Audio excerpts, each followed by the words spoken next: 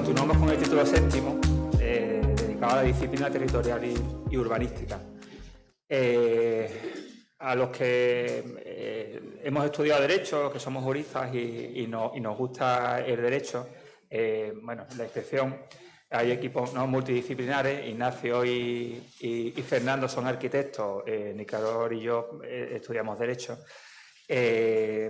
Bueno, pues una de las normas que siempre nos gusta aplicar, porque es una joya, ¿no?, es el Código Civil y el título preliminar, que siempre alguna vez acaba saliendo, ¿no? Entonces, el artículo 3 del Código Civil, que es el que establece los criterios hermenéuticos o de interpretación de las normas, pues establece cuáles son los criterios que hay que tener en cuenta a la hora de interpretar una norma.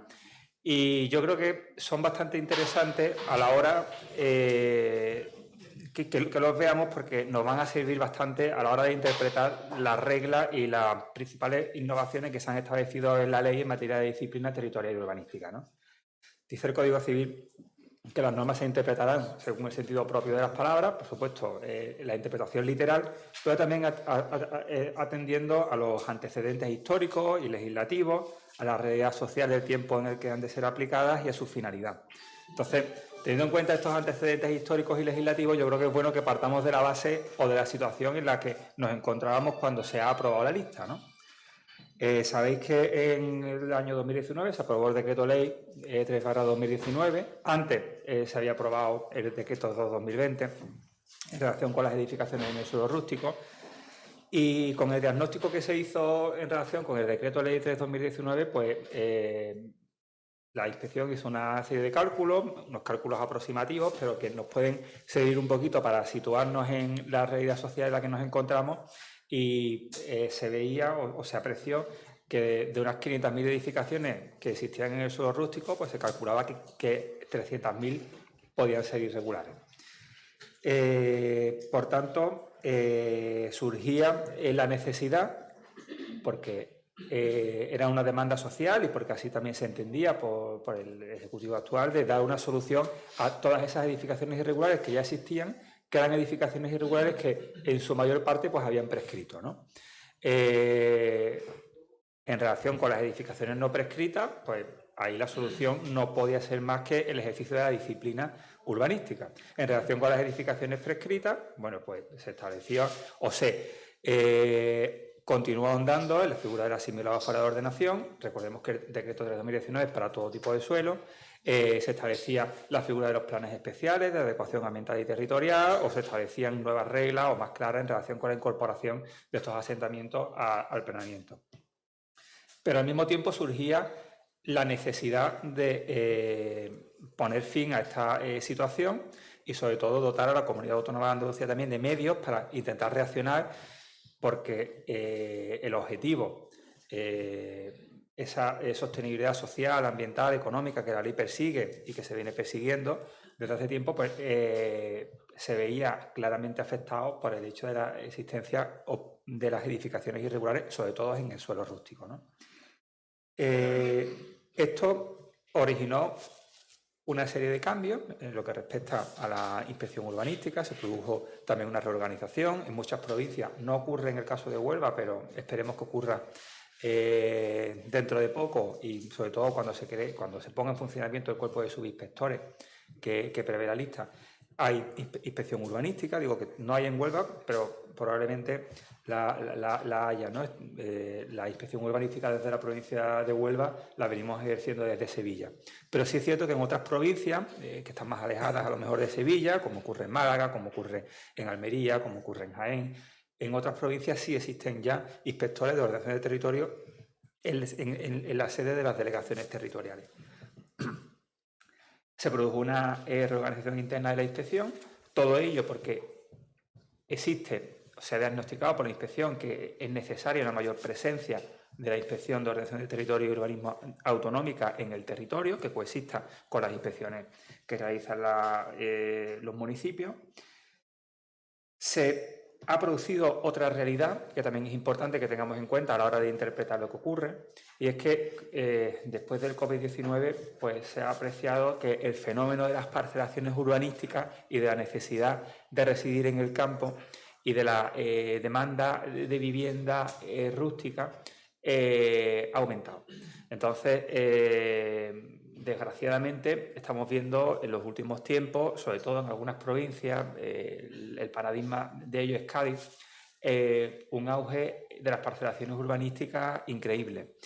Y hay que poner freno a esas parcelaciones urbanísticas y se veía y se entendía que la ley tenía que establecer una serie de mecanismos para intentar reaccionar rápido. Intentar reaccionar rápido, pues porque el proceso parcelatorio es muy rápido, existe la figura del parcelador, algunas veces incluso profesional, y todo ello se ve agravado, como decía antes Ignacio, por el hecho de las edificaciones prefabricadas, que como decía en eso de rústico, siempre van a estar sujetas a licencia, pero que veíamos como en un periodo, pues 2, 3, 4 meses, pues se constituía un verdadero núcleo de población en suelo rústico en determinadas partes de nuestro territorio andaluz. Entonces, todo ello pues ha encaminado, ha dado lugar a una serie de cambios y de normas que se han ido introduciendo en la parte de disciplina territorial y urbanística que pueden pasar desapercibidas, pero que están todas orientadas a esta finalidad.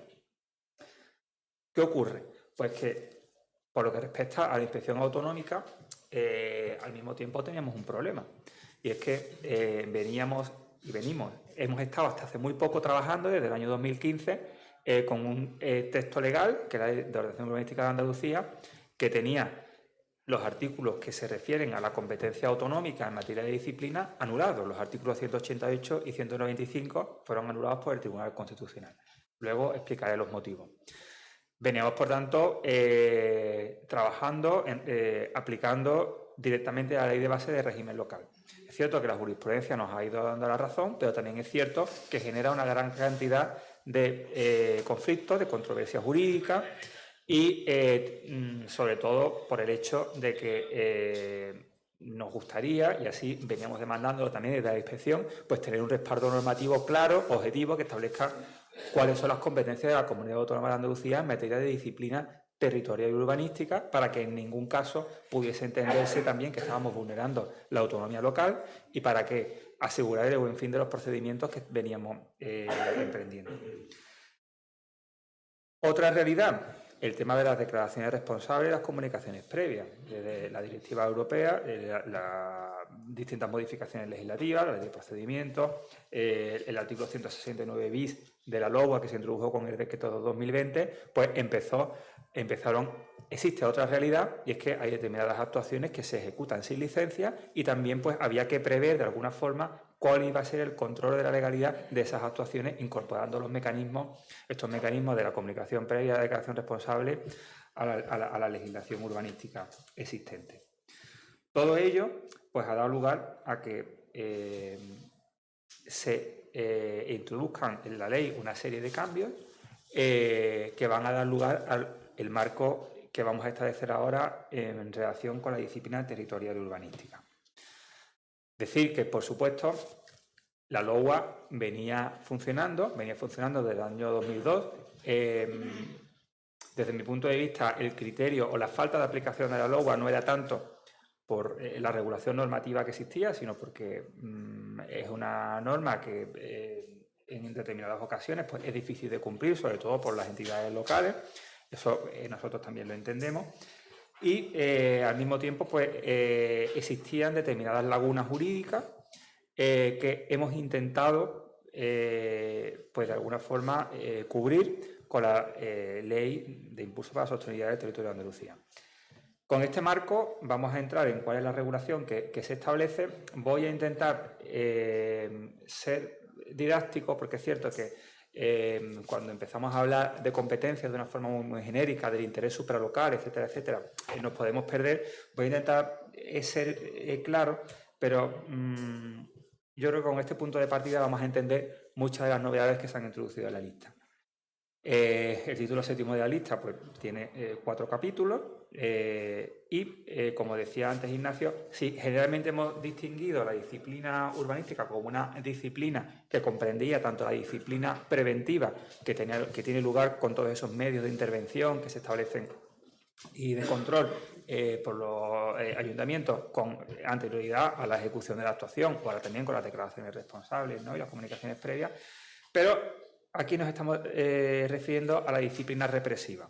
Es decir, ¿qué ocurre cuando se realiza una actuación en cualquier tipo de suelo, pero que no se ajusta a la legalidad territorial urbanística, bien porque se haya ejecutado sin licencia urbanística, bien o sin ningún acto de control, bien porque se aparte de la misma, o incluso también se van a establecer aquellas reglas relativas a cómo debe actuar una administración cuando esa licencia urbanística o ese acto que ampara la actuación ha sido anulado y, por tanto, se va a intentar también pues, establecer un poquito de seguridad jurídica a ese respecto, pues porque existían bastantes discrepancias, ¿no? Partimos, por tanto, de una serie de principios básicos que son los que nos van a aclarar presupuestos y principios que van a inspirar la regulación. Se va a aclarar cuál es el régimen competencial autonómico. Eso lo vamos a establecer a continuación. Partiendo de una regla básica, de un concepto básico, y es que por primera vez se introduce el concepto de disciplina territorial. Antes siempre hablábamos de disciplina urbanística. Ahora la lista en todo momento va a hablar de disciplina territorial y urbanística. Recordemos que la lista es una ley que aúna dos textos, la Ley de Ordenación del Territorio y la Ley Urbanística, y que por tanto se va a introducir un concepto que es el de disciplina territorial que no manejábamos antes con la Ley de Ordenación Urbanística de Andalucía y tampoco estaba en la Ley de Ordenación del Territorio. Pues porque la Ley de Ordenación del Territorio de Andalucía del año 94 no establecía un régimen de infracciones y de sanciones, de forma que al aunar los dos textos se ha reaccionado frente a eso que podemos denominar una laguna legal y se va a aunar en un solo texto la disciplina territorial y la disciplina urbanística. Se da una importancia, una mayor importancia a las medidas cautelares, por esto que hemos dicho antes de la necesidad de reaccionar desde los primeros estadios, ¿no?, de la infracción. Se van a simplificar los tipos, se va a incluir el concepto de infracciones sobre la ordenación del territorio, se mantienen, para no generar demasiada controversia, las reglas básicas de los procedimientos de disciplina, con algunas matizaciones que vamos a ver después. En este sentido, siempre me gusta decir que el procedimiento de disciplina territorial y el procedimiento de disciplina urbanística se va a regir por las mismas reglas. No existe una regla procedimental para la administración y otra para los ayuntamientos. El procedimiento es el mismo.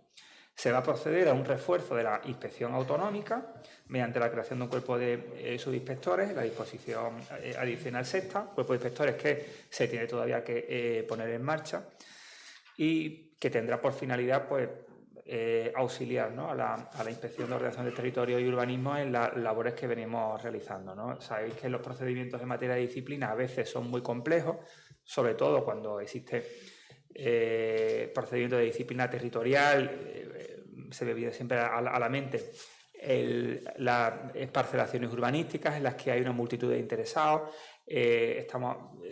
Recibimos una cantidad de documentos increíbles y a veces pues el inspector peca de que es un inspector que está mucho tiempo en la oficina y muy poco tiempo en el territorio, de forma que vamos a intentar reaccionar frente a eso garantizando la presencia en el territorio, garantizando no solamente que se realizan los precintos, sino que los precintos se cumplen y efectuando una vigilancia que entendemos que eso va a dar lugar va a ser una labor importante en lo que respecta a esa adopción de medidas cautelares y a paralizar nuevas infracciones. Y, por supuesto, se van a establecer una serie de normas de derecho transitorio que luego vamos a ver para garantizar la seguridad jurídica. Las potestades administrativas de disciplina, como siempre, siguen siendo de debido ejercicio, de ejercicio inexcusable, y se van a establecer y son competencias que, en el marco de lo que establece el artículo 2 de la lista, que es el artículo de pórtico que no tenemos nunca que olvidar a la hora de entender cuál es el reparto competencial y por qué se establecen las normas que se establecen, bueno, pues es una competencia que se va a atribuir, como vamos a ver ahora, a la comunidad autónoma y a los ayuntamientos en el ámbito de sus respectivas competencias, ¿no? Aunque la ley sí es cierto que realiza una especial mención a las diputaciones y a la asistencia material y técnica que pueden prestar a los ayuntamientos Y se establece igualmente la posibilidad de celebración de convenios con la comunidad autónoma y con los ayuntamientos en relación con esta materia.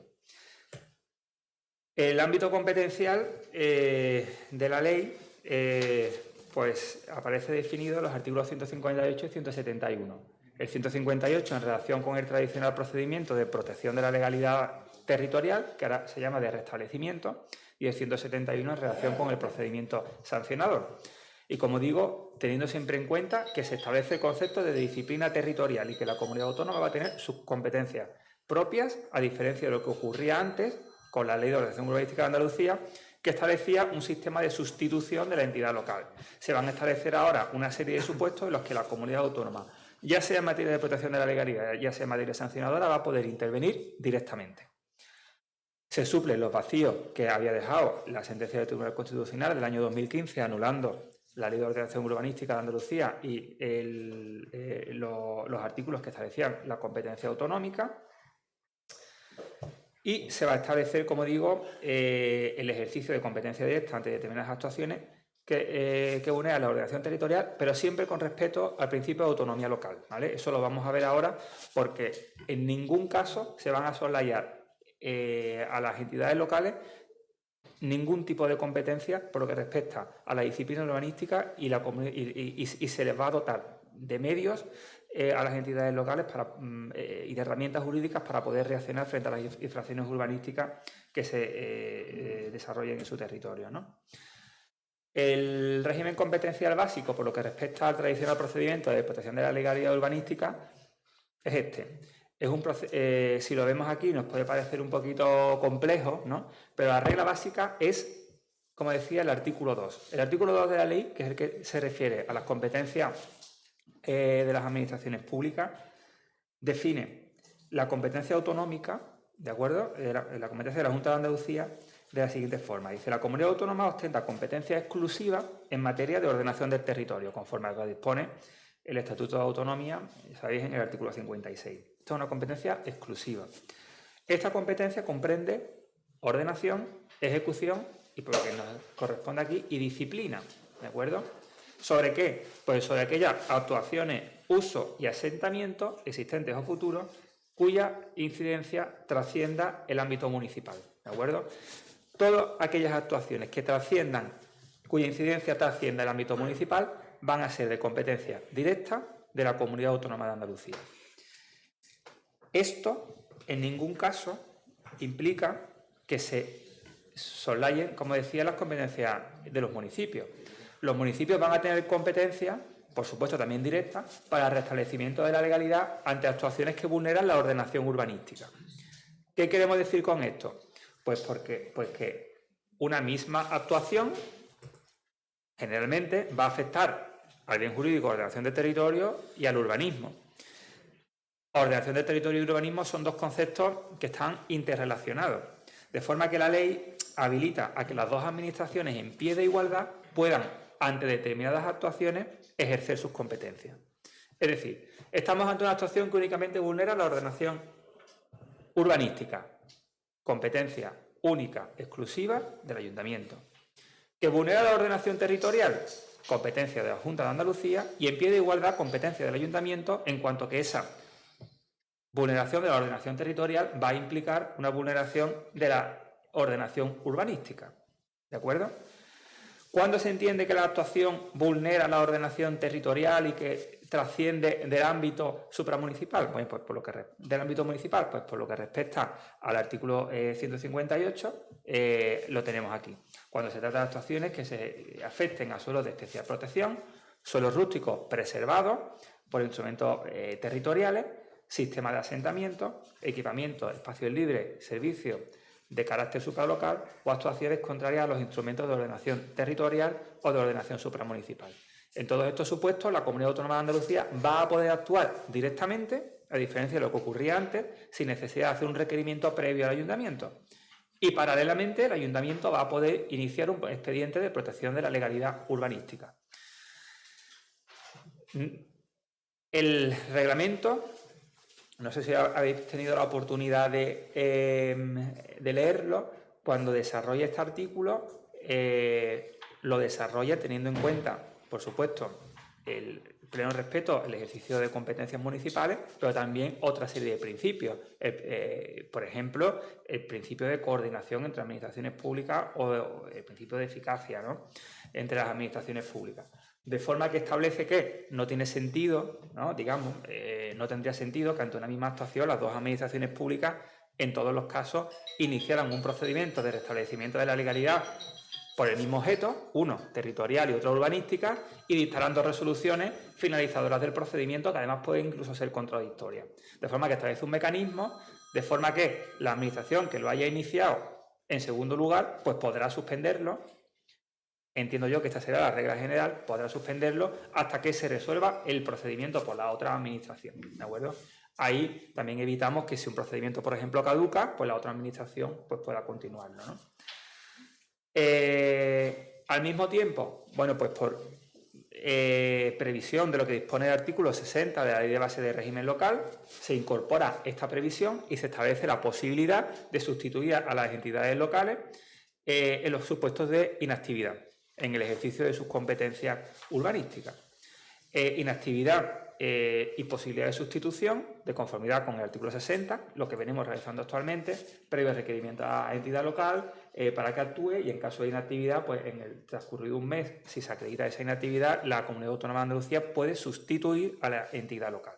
En el ejercicio establece la ley y aclara el reglamento de acciones declarativas y ejecutivas. Es decir, acciones declarativas no solamente en el inicio de los expedientes de protección de la legalidad, sino inicio, tramitación y resolución, y también ejecutivas. Es decir, se prevé la posibilidad incluso de que, si se dan los requisitos del artículo 60, la Comunidad Autónoma de Andalucía pueda sustituir a un ayuntamiento, por ejemplo, en la ejecución de una orden de precinto o en la ejecución de una orden de demolición. ¿De acuerdo?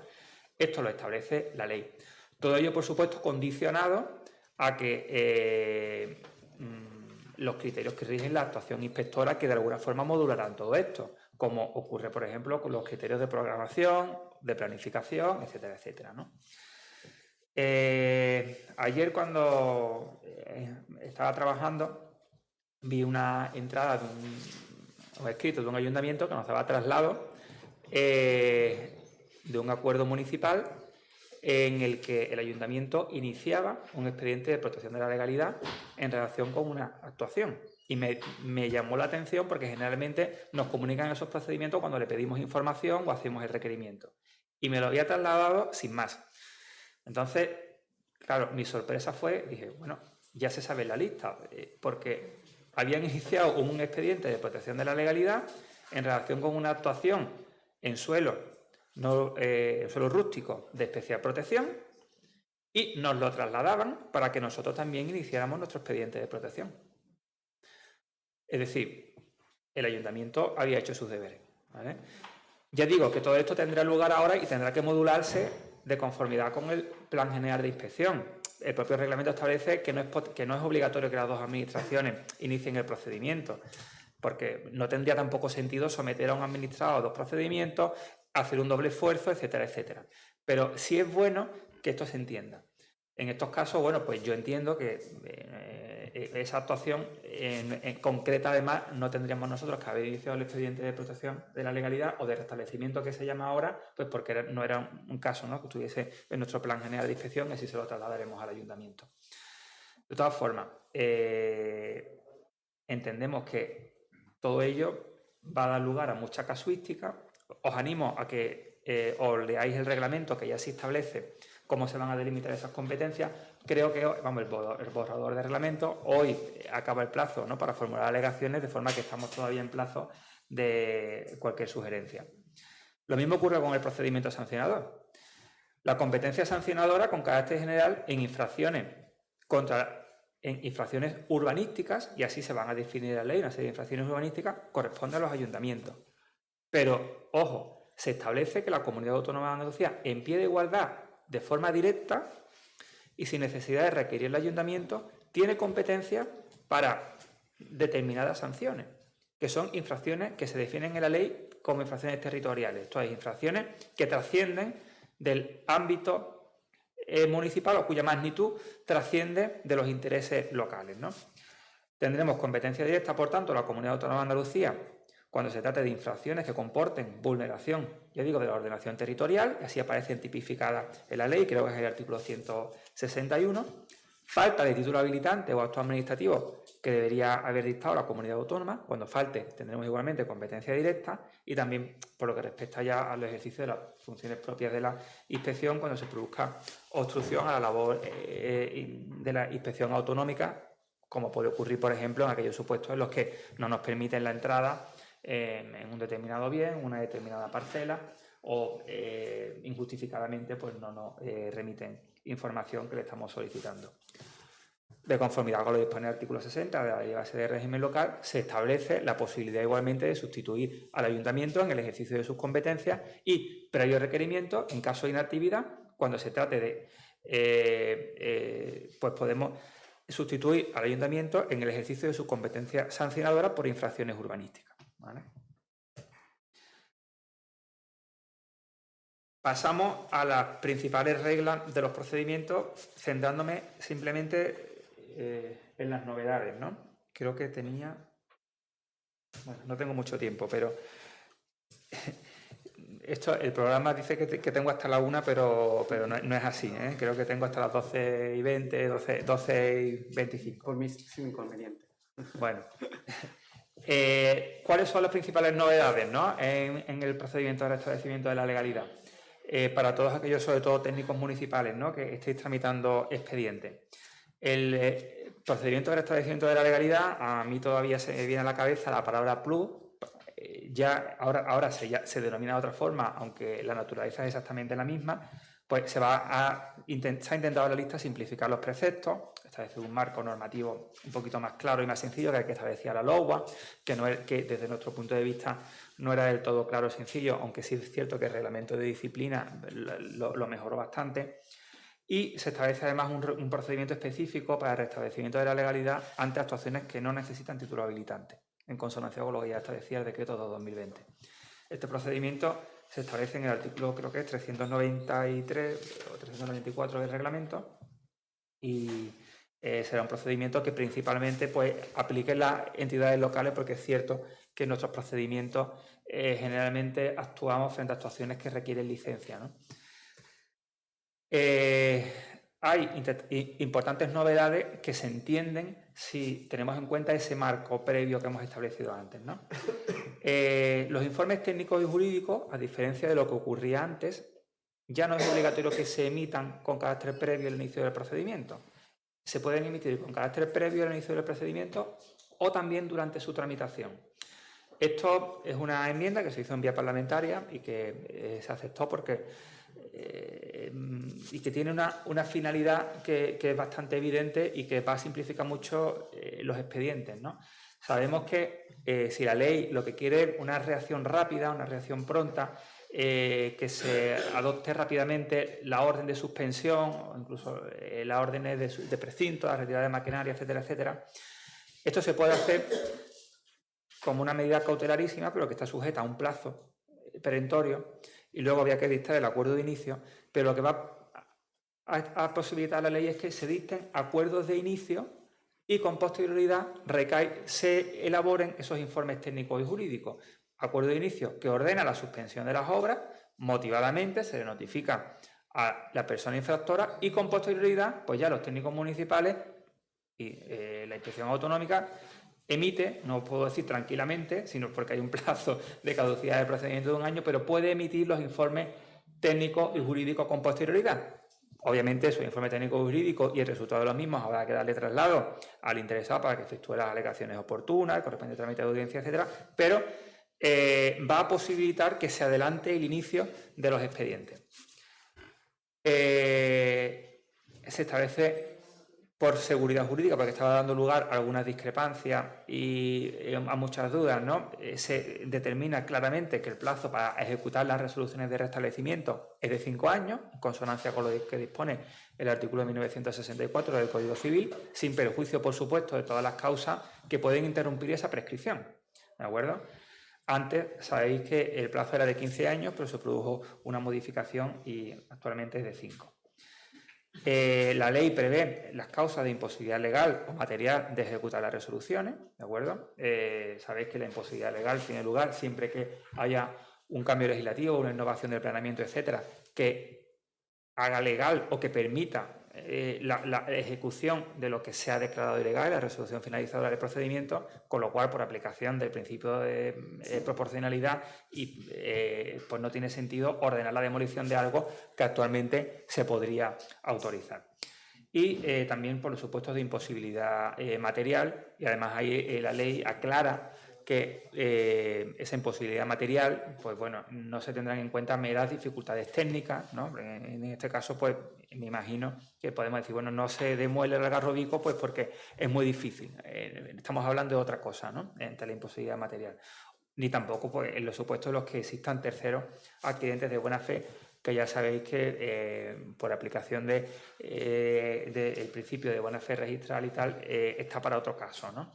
Y luego se establece un procedimiento específico para determinar cuál es la actuación administrativa para restablecer la legalidad en los casos en los que estén amparados en un título, pensemos en una licencia, que ha sido declarada nula, ya sea en vía administrativa, pues porque el ayuntamiento haya iniciado un procedimiento, por ejemplo, de revisión de oficio, o vía judicial, pues porque una sentencia lo haya declarado. Ahí la regla general será la necesidad de iniciar un expediente de protección de la legalidad, pero sí se establece que, por supuesto, en los casos en los que la resolución judicial se haya pronunciado sobre la disconformidad de las actuaciones con la ley, pues no tiene sentido iniciar un expediente de protección, sino que habrá que estar ya directamente al restablecimiento de la legalidad. Importantes cambios en los plazos. Continúa la regla general de que hay un plazo de 6 años para reaccionar desde la completa terminación. Se aclara lo que ocurre en relación con los usos, ¿no? Los usos desde la efectiva implantación de los mismos. Pero hay un importante cambio en relación con los suelos rústicos de especial protección o suelos preservados, en los que el plazo actualmente va a pasar a ser de 6 años para iniciar el expediente de protección de la legalidad, con lo cual es cierto que aquí bueno, pues, habrá que estar a este nuevo régimen y probablemente pues, posibilite muchas declaraciones de asimilados fuera de ordenación. Este plazo lo es, por supuesto, sin perjuicio de lo que establezca la legislación sectorial y de las medidas que puedan adoptar los órganos sectoriales en el ejercicio de sus propias competencias. Es decir, que si el plazo es de 6 años, pero la legislación sectorial establece un plazo mayor, los órganos sectoriales, imaginemos el órgano medioambiental, adopta una medida de restablecimiento en un plazo posterior, pues obviamente regiría ese plazo para ese órgano y no habría ningún obstáculo por parte del plazo que se establece en la legislación urbanística. Y hay una serie de actuaciones que no tienen límite temporal. Actuaciones que se ejecuten sobre dominio público, servidumbres de protección, suelos rústicos con ciertos riesgos mientras que subsistan, actuaciones en suelos rústicos en zonas de influencia del litoral, ¿vale? Aquí, ojo, suelo rústico en zonas de influencia del litoral. Si el suelo no es rústico, pues estaríamos sujetos a la regla de los 6 años. La disposición transitoria sexta en relación con este precepto, pues establece que este plazo, ¿no?, será de aplicación hasta que se produzca una regulación específica en la legislación básica en materia de costa, ¿de acuerdo? Como no establece, y ahora mismo pues no la hay, el plazo es este, sin limitación temporal, los suelos rústicos que están en zonas de influencia del litoral, 6 años en el resto de los casos. Cuando se trate de bienes inscritos en Catálogo General de Patrimonio Histórico de Andalucía, entendemos que sean obviamente objeto de una protección individual, los que afecten a zonas verdes, espacios libres y las parcelaciones urbanísticas en suelo rústico con la aplicación con la excepción de aquellas parcelas concretas sobre las que existan edificaciones que tengan más de 6 años. En estos casos, pues al igual que viene ocurriendo con la legislación anterior, el 183.3 de la LOGUA, el 185.2, bueno, pues en estos casos esa excepción se va a mantener. Importantes también novedades en relación con la ejecución forzosa, ¿vale? Pues porque sabéis que la ley prevé la posibilidad de que se adopten multas coercitivas ante el incumplimiento de órdenes de la Administración, ya sea de órdenes de suspensión, que desde mi punto de vista además son las más graves porque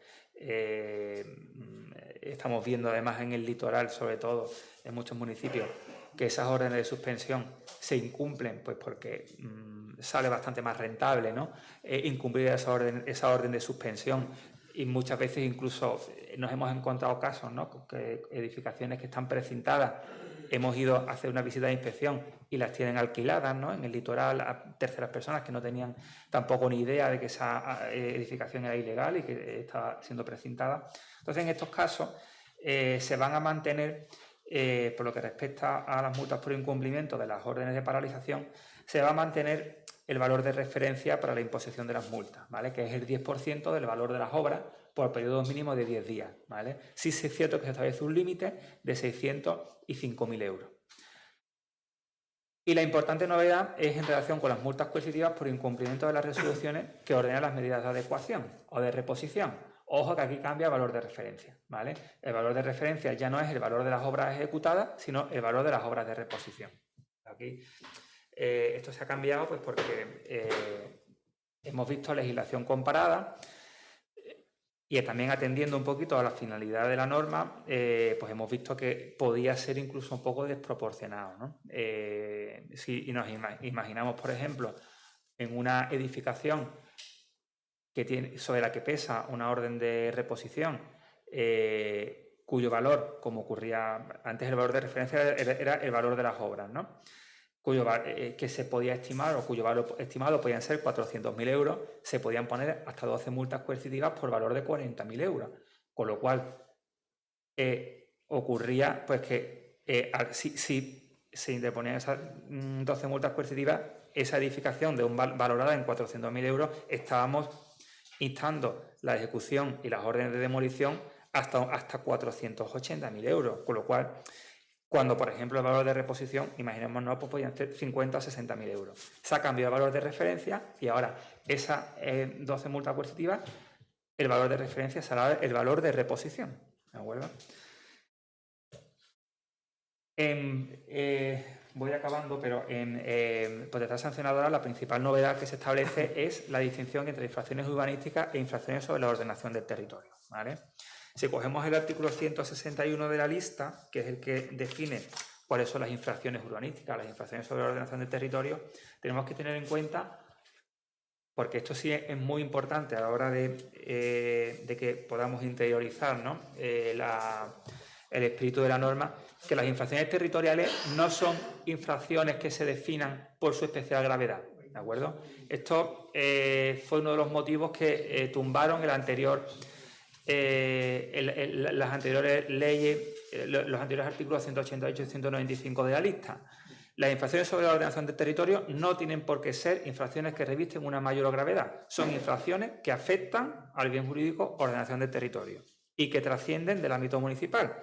Y por eso, si cogemos el artículo 161, creo que es, de la lista, el apartado 6 define infracciones contra la ordenación del territorio de carácter leve y se define como una infracción sobre la ordenación del territorio de carácter leve el incumplimiento del deber de contar en las obras u otras actuaciones con una copia de licencia. Ahora, ¿qué obras estamos? Pues aquellas a las que se refería el artículo 2 de la ley o aquellas a las que se refiere el artículo 158 en materia de protección de la legalidad. Es decir, actuaciones que contravengan la ordenación territorial o incidan en la ordenación del territorio. Por ejemplo, en un suelo preservado por un instrumento de ordenación territorial. Si en ese suelo no se cuenta con la correspondiente copia de la licencia, podemos estar cometiendo una infracción de carácter territorial. ¿De acuerdo? Lo mismo ocurre con actos de publicidad disconformes, porque, por ejemplo, anunciemos la posibilidad de que se loteen o que se vendan sus parcelas en una parcelación en suelo rústico o que se ejecute sin cumplir las condiciones establecidas por la ordenación territorial y urbanística una edificación en un suelo de especial protección. Y lo mismo ocurre con la prestación de servicios por empresas suministradoras sin acreditar de licencia, si se trata de actuaciones que se ejecutan sobre el suelo protegidos o los que existan una incidencia supralocal, etcétera, etcétera. Igualmente, pues existen infracciones de carácter grave y de carácter muy grave. Se va a integrar las infracciones y las sanciones que ya se hayan incluido a través del decreto 3/2019 y se incorporan las novedades del decreto 2/2020. Al mismo tiempo, pues, como decía antes Ignacio, se establece una infracción en relación con las edificaciones prefabricadas cuando no se ha obtenido la licencia para cuando se ha obtenido no solamente a quien la ejecuta sin haber obtenido la licencia, sino también a las compañías que se dedican a la comercialización y a las compañías instaladoras. Importante, el establecimiento del decomiso de las ganancias provenientes de la infracción, ¿de acuerdo? Si como consecuencia de los expedientes de protección de la legalidad y sancionadores aún continúan habiéndose obtenido una ganancia, eso está muy pensado para el tema de los parceladores urbanísticos que se lucran vendiendo estas parcelas, o en el caso de parcelaciones sin título habilitante, igualmente serán sancionados, además del propietario inicial, ojo, quienes en el ejercicio de sus profesiones cooperen con un acto sin el que no se había ejecutado. Esto podríamos extrapolarlo también de la LOUA, ¿no?, que establece un régimen de responsabilidades muy amplio, pero aquí establece una novedad también, ¿no?, y es que también pueden ser sancionados por parcelación urbanística los adquirentes en proporción a la asignación de uso, cuota o participación adquirida, ¿vale? Se trata de poner medios para intentar acabar con las parcelaciones urbanísticas. Paso muy por encima de la reducción de las sanciones, de la posibilidad que continúa del 20 y el 20 por reconocimiento de la responsabilidad y pago voluntario, que son acumulables. Una reducción adicional del 50, esto es una novedad importante, para el caso de ejecución voluntaria, que ocurría ya en la LOUA, pero se establece una matización. Y es que si esa demolición voluntaria por parte del infractor se ejecuta, pero no se ejecuta en el tiempo y la forma que establece la Administración, porque a veces sabemos que hay problemas, pues es posible que se acoja a una reducción del 25% en vez del 50%. Y se establece también la novedad de que si el hecho constitutivo de la infracción pudiese ser legalizado por no ser disconforme con la ordenación, la sanción prevista sea se reduzca en un 75%. Y por último, hablo brevemente de la disposición transitoria primera, regla C, que yo creo que le puede dar mucha luz a los técnicos municipales que estén tramitando expedientes de protección de la legalidad territorial o urbanística o de restablecimiento, si me sigue yendo el nombre ahora de la LOUA, o sancionadores, o que vayan a iniciar nuevos expedientes, ¿no? Establece esta disposición que los procedimientos ya iniciados a la entrada en vigor de la lista se resolverán y se tramitarán conforme a la legislación en vigor en el momento de su inicio, ¿de acuerdo? Se tramitarán conforme a la LOUA. Aquí es importante, no obstante, que se matice esta regla con lo que viene a continuación y se dice que, no obstante, el ejercicio de las potestades de restablecimiento de la legalidad territorial y urbanística y sancionadora no puede amparar supuestos de retroactividad desfavorable. Importante, esta prohibición de la retroactividad desfavorable se establece no solamente para el procedimiento sancionador, sino también para el procedimiento de restablecimiento de la legalidad, es un pasito más aquello que establece las reglas generales, y podemos ver esta regla con algunos ejemplos prácticos, ¿no? Nosotros siempre decimos ahora, cuando estamos tramitando un expediente, vamos a iniciar un nuevo expediente sancionador, por ejemplo, por una determinada infracción urbanística, que en ese expediente sancionador que estamos iniciando ahora, por una actuación que se ha cometido antes, tenemos que demostrar, primero, que cuando se cometió la infracción, esa infracción ya estaba tipificada en la LOUA y que además sigue siendo una infracción conforme a la lista, porque si no, estaríamos contra la regla segunda. Los expedientes de protección de la legalidad ocurre algo parecido. Si estamos tramitando un expediente de protección de la legalidad actualmente, pero de conformidad con la lista la actuación pudiese ser legalizable, pues tendríamos que aplicar el 152.6 de la lista, de forma que el procedimiento se resuelva de conformidad con la ordenación vigente, ¿de acuerdo? Pero, por supuesto, si la actuación fuese legalizable conforme a la LOUA, pues aquí tendríamos que estar este supuesto de retroactividad. En el caso de las sanciones y de la nueva cuantía que se establece para las sanciones, se ve muy claro. Las sanciones leves se establece una multa de 6.000 a 2.999 euros, que es una sanción similar a la que establecía la LOUA, pero existen determinados casos, como ocurre en las sanciones por publicidad, en las que la LOUA establecía una multa superior de 600 a 6.000 euros, si no recuerdo mal. Bueno, pues todos aquellos procedimientos que tenemos iniciados por publicidad disconforme con la ordenación se van a ver beneficiados de la reducción que establece la lista, ¿de acuerdo? No ocurre así con las sanciones graves. Las sanciones graves aumentan. La multa es de 3.000 a 29.999 euros. Ojo aquí, siempre lo digo, a partir de ahora la actuación de edificaciones sin licencia, que están definidas como una infracción urbanística grave y la multa ha aumentado bastante. Bueno, pues si esa infracción se cometió estando en vigor la LOGUA, obviamente estamos a la sanción menor que establecía la LOGUA. No podemos ahora aplicar la sanción que establece la lista, ¿de acuerdo? Pueden existir también supuestos de imposibilidad legal de ejecutar la resolución. Se me ocurre el supuesto de las viviendas no vinculadas, ¿no? En las que existan procedimientos de protección de la legalidad que hayan finalizado con una orden de demolición, pero actualmente la lista prevea, pues porque no existe peligro de formación de asentamiento y concurran los demás requisitos que la ley establece, que esa edificación ahora sí se pueda ejecutar. En estos casos habrá que instar en el procedimiento de ejecución la imposibilidad legal de ejecutar, demostrarlo, y en estos casos pues esa edificación que estaba sujeta a una orden de demolición puede ser que se legalice, ¿de acuerdo? Sabemos que esto va a dar lugar a una casuística muy elevada.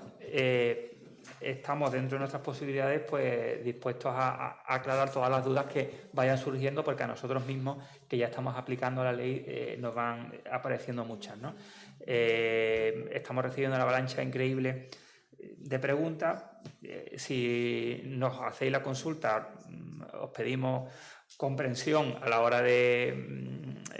porque no podemos responderla todas inmediatamente, pero bueno, de todas formas siempre tenéis la posibilidad de formularla y nosotros lo antes posible estaremos en disposición de aclararlas, ¿no? El reglamento aclara mucho y cualquier cosa, pues estamos a vuestra disposición. Os dejo con Nicanor.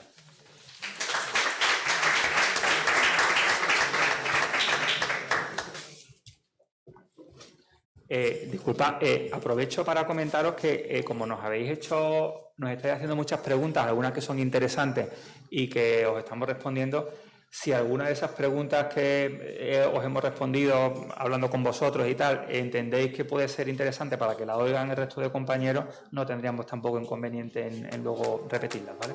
Muchas gracias.